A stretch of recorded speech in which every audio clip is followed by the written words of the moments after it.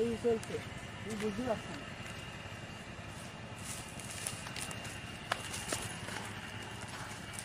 এই শান্ত, এই এই শান্ত, এদিকে এদিকে।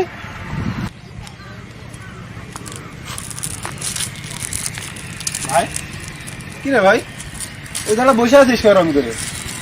মন খারাপ নাকি? জি ভাই, মন খারাপ।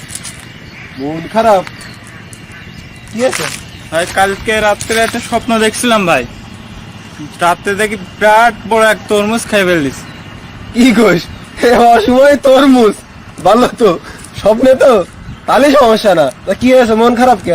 ভাই সকালে উঠে দেখি আমার কোল বালিশটা নেই ভাই, আমার প্রিয় কোল বালিশটা আর নেই ভাই।